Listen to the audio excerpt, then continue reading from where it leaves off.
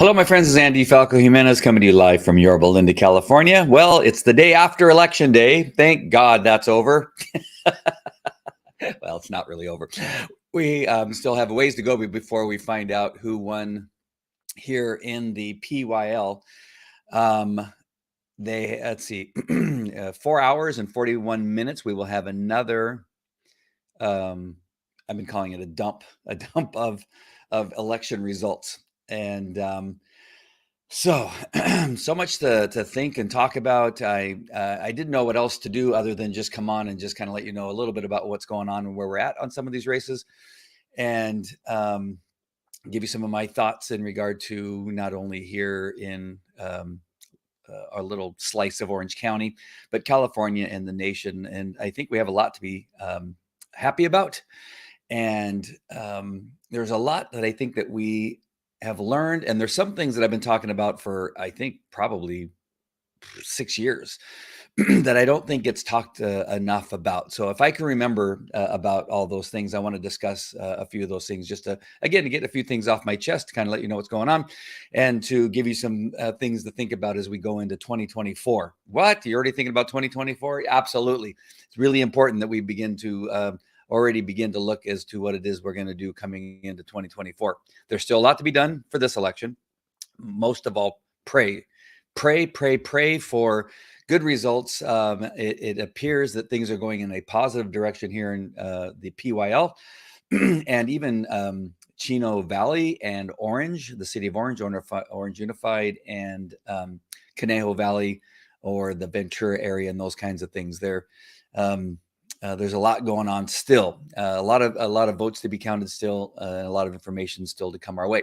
So let me just kind of bring you up to date on what's happening right now and where we're at. And this is just the PYL and Orange Unified. I'm only able to bring up one website right now. I don't know. I didn't really try that hard. I should. I should look and see what website I go to look at Chino Valley and some of the surrounding areas. But I'm so focused and nervous. I even got a headache. I don't get headaches that often, but I got a headache from the nervousness over the last couple of days about how these things were going to turn out, because I've never said I'm going to say the words red wave, but I've never said them leading up to this. There may have been a couple posts that had some reference to it or something like that, but I personally never thought in the terms of a red wave. I think that we did get one in Florida and a few other areas, but there's other things you need to think about. And in some ways we did, even though perhaps a Republican didn't get elected. I'll go into a little bit more detail. So let me get back. That's very convoluted and confusing, I know, but let's first show you what's happening here. So 4 hours, 38 minutes left in Orange County election results for our next dump of results that will change some of these things that I'm about to show you. So here in the Orange Unified School District, if I'm remembering correctly, well, you know what? Let me just, before I just guess, let me, here, I gotta bring it back to my camera first before I do this. There, I'll remove there. There we go.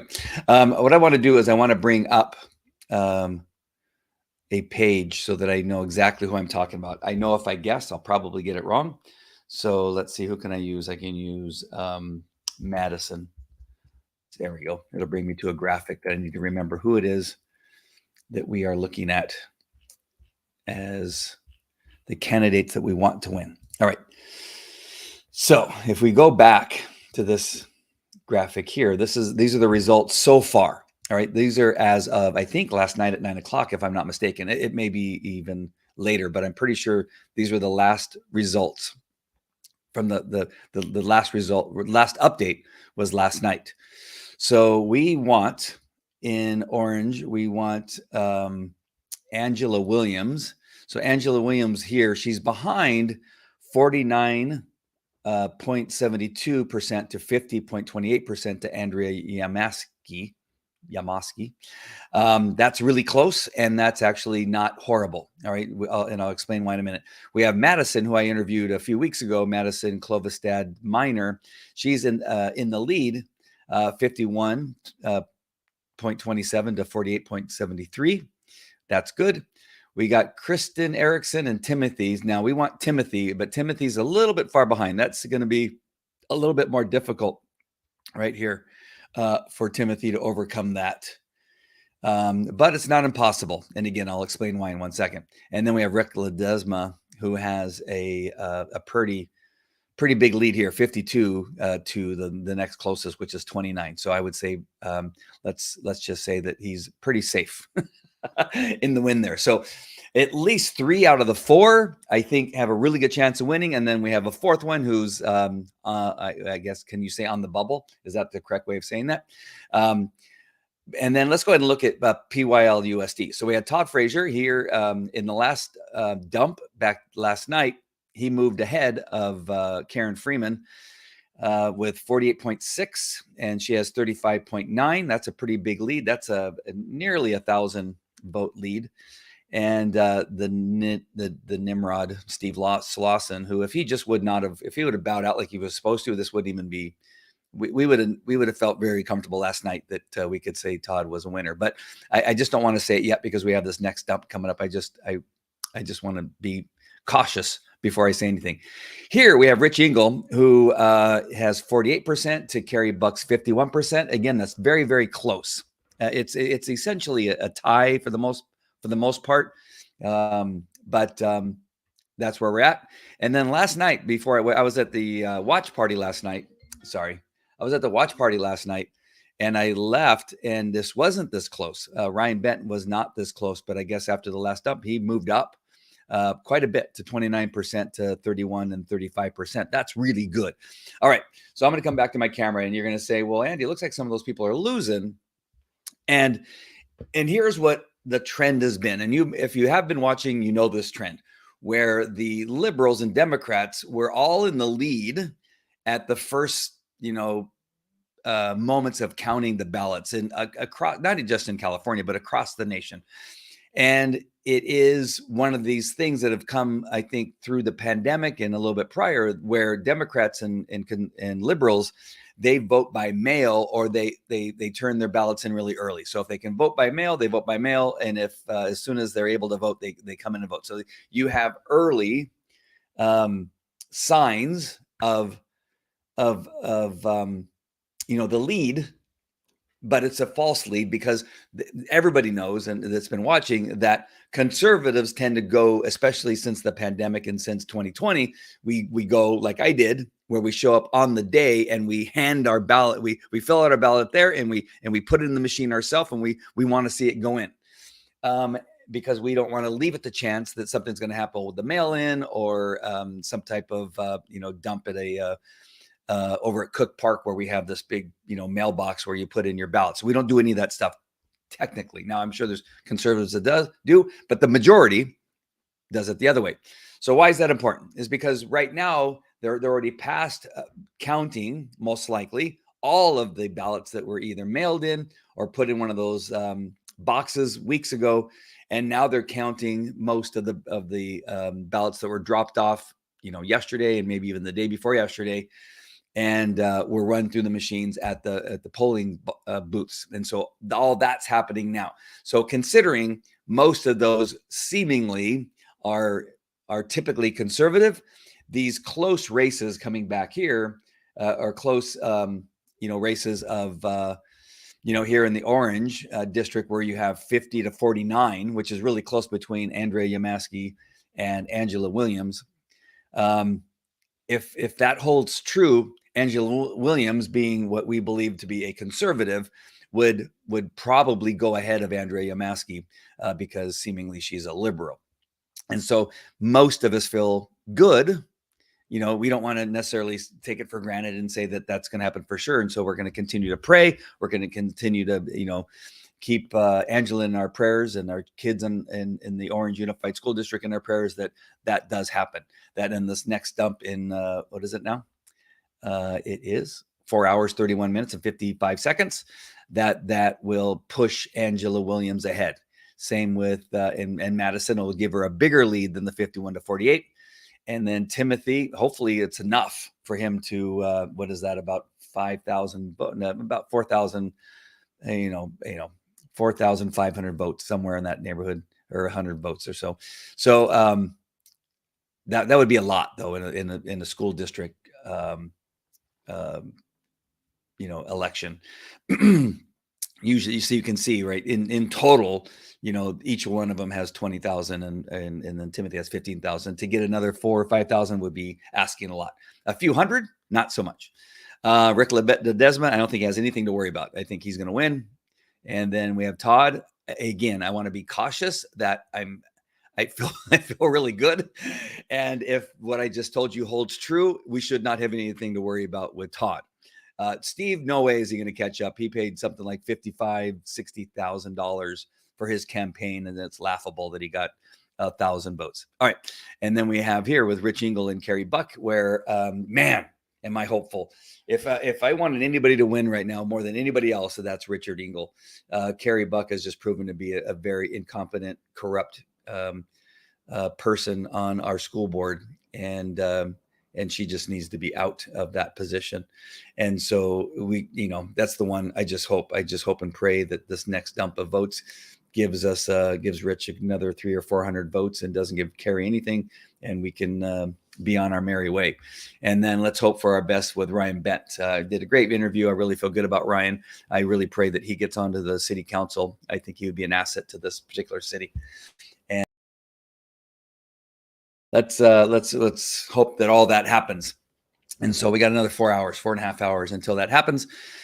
The other thing is, I just wanted to, and I'm going to go into a little bit more detail on another show. I think transitioning this show from the PYL Vote show to a political and back to the Andy Falco show is what I plan on doing, and really talking about what it is that we need to really consider going into the future, and what it is that we need to take away from what's happened not only here in California but across the country.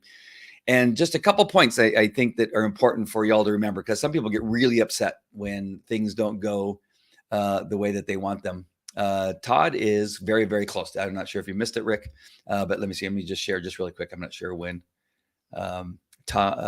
Rick came on, but right here, Todd Frazier, can you see the mouse? My mouse isn't showing up. Oh, that's because I'm on the page. So right there in the middle, Todd Frazier is leading 48.6 to 35. So let's just say 40, closer to 48.6 to 36% ahead of Karen Freeman. So he's doing really well, and so we're happy about that. One makes me happy, and two would make me ecstatic if we can get Rich across the finish line with our prayers and just positive thoughts. That would be amazing. All right. So just giving you some things to really think about. And this is something I talked about with President Trump in him winning and still being able to do everything that he did, is that you got to understand that the conservatives who kind of and it's unfortunate. I wish they wouldn't do this. I've called them out as wusses and wimps, because they are so many conservatives are afraid to say they're conservative. They're so afraid to say who they voted for. They're so afraid to speak out about LGBTQ and nonsense at schools, CRT and LES or not DEI, and that's just kind of the history. They just don't, and it's just sad that you guys who don't do it and you call yourselves conservatives, especially if you call yourself a conservative Christian, that you're not bold enough to say, listen, this is thinking that criminals are the victims and no bail is a good thing, and that we should have girls in boys' locker rooms and boys and girls' locker rooms and restrooms, and that's wrong, and it's crazy, and it's maddening, and it's stupid, and the economy is bad, it's horrible, and we are in a recession, we are in inflation. If you're afraid to say those things, then you need to get a spine. You need to get back out there. But with that being said, is that you got to understand that President Trump was able to get elected and was able to get much of the things done that he did in spite of the liberal media being far more higher numbers in regard to media. If you're looking at NBC, CBS, ABC, CNN, MSDNC, and I could go on to all the others, AP to public radio, all these long held media, strongholds that were for decades used as a source of information were all against President Trump. They were all against conservative candidates in every aspect, in all across the United States, and from school boards to governorships to senators and congressmen, that all of those organizations with hundreds of thousands of employees and reporters did everything they could to slander, to mix the messages, to push against anything that looked like it was giving a conservative message, that you have that as your first hurdle as a conservative. You then have schools and universities that do everything they can to cause their students to become indoctrinated in this woke ideology and idea that our country is systemically racist, and that conservative values and anything that has to do with building a business and working hard is bad. And so you have the media, you have the professors and teachers that are in all these woke universities and colleges of voting age people, which a lot of them voted liberal. That's the next hurdle. All right. So you got media, you got universities and colleges teaching children that are in, or young people that are in college now or just recently graduated. They've indoctrinated them and brainwashed them into thinking that anything conservative is bad. So they have that hurdle. And then you have these private funded organizations and people like George Soros and the NEA, the National Educators Association, which is one of the strongest unions, biggest unions in the country, the CTA here in California, California Teacher Association, and then all the mini unions for each one of the school districts. They all funnel money into all of these races. And so you have those organizations that, again, indoctrinate teachers, force teachers to do things that they probably would not do. And some of them are conservative, but they're put in a position where if they say anything, that they will make sure that their lives are miserable on the job. So you have that hurdle. And then you have just simply the DNC, the Democratic National Committee, which has millions, if not billions of dollars, which you can see, based on news stories, where you have a Democrat politician running, and then you have the Republican, and the Democrat has something like, I'm just going to put a figure out there, but like $500 million. It's just a round number, compared to the conservative who's trying to run a campaign on $1 million or $10 million or maybe even $30 million. But when you compare it to $500 million or whatever that number is, it's always an extraordinary high gap between the finances of a Democrat versus a Republican.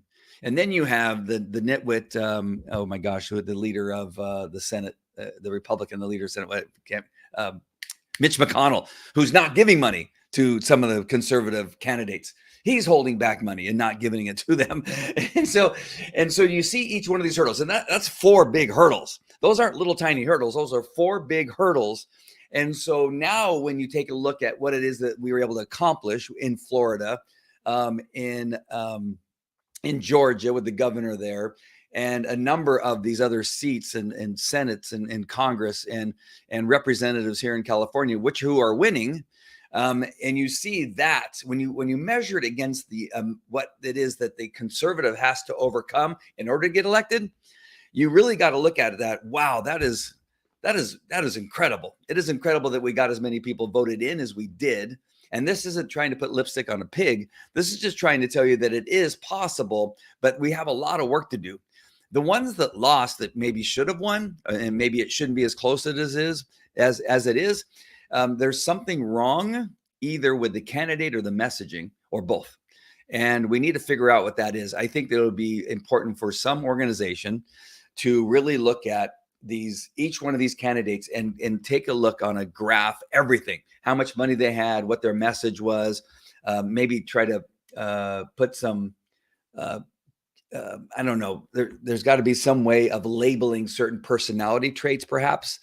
Did they look at the camera when they spoke? Did they have something in their background that, maybe they used to be, I don't know, a gambler, maybe, maybe they used to be a doctor as opposed to a businessman, and look at all of these things that you can look at somebody in regard to their background and who they are as a person and how it is that they talk, and maybe when they choose to talk, did they do a debate, all these things, and really look at like a detective, look at each one of the ones that lost and the ones that won, and then look at the difference and see what that is.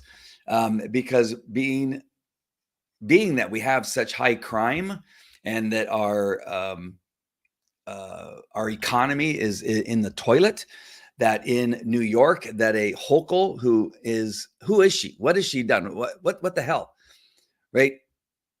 You look at that and you got to wonder why it is that anybody would even think about voting for her. She's for no bail. She did nothing in the however long that she's been in that position as governor of New York, because she had to take over from Cuomo.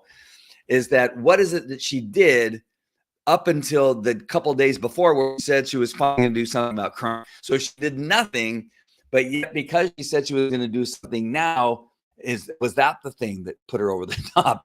You got to wonder why, somebody would vote and think, well, this entire time they could have done something and they did nothing but make things worse. Things got worse under her reign as governor. And so there's got to be something else. There's got to be something that we need to look at in retrospect of why it is that they didn't vote for the conservatives and they chose to vote for somebody who's completely incompetent and has showed their incompetency. When you look at Fetterman, when you look at Fetterman and Oz isn't that likable. I didn't like him personally, but I wanted him to win because he was conservative. And Fetterman is a complete boob. You might as well have put G.I. Joe and voted for him as the same amount of brain power is in a G.I. Joe, not a living G.I. Joe, but the doll G.I. Joe, and Fetterman.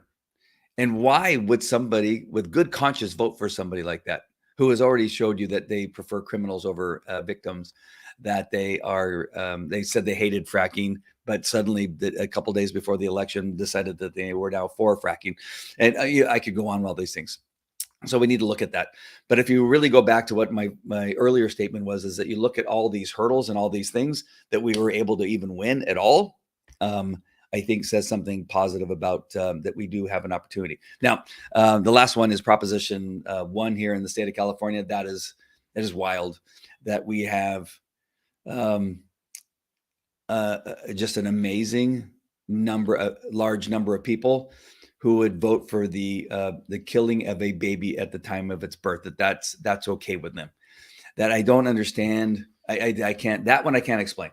I can't explain anybody who would say, you know what, there's a proposition that says that it is possible, if you decided on the day that you're going to have your baby, that it was you're going to have the contractions and it's starting to crown, that at that point you can actually kill that baby. Like that. Even 30, 40 years ago, when I was not so strong on a pro-life stance, that I was in the pro-choice, even then I would have said, okay, now that's too far. But yet we have millions of people who think that it's okay. You have people across the United States who have voted for all kinds of abortions at different stages of birth. And they just seem to be so crazy about it in that they think it's fantastic and they love it. And they cry when they can't kill a baby. I don't understand. Somebody's gonna have to explain that to me, because I really don't understand that. And I feel like I have some intelligence and I have some idea on human nature, and have looked into the psychologies and psychiatrics of people for years as a detective, and in college and university I actually studied it. That I can't understand where women would vote for the ability to kill a baby at its birth. That just doesn't. It doesn't make any sense. So can't quite figure that one out. All right. So again, just wanted to give you kind of an update. We'll see if I can't come on when we know more. In how many hours do we have here? We have 4 hours, 16 minutes. So in 4 hours, 16 minutes, we will probably have a better idea, and we can have a higher chance of saying that one person is one for sure, and feel comfortable with that thought and that and those words. All right, my friends. Hope you're having a good evening, and I will talk to you later. Take care. Bye.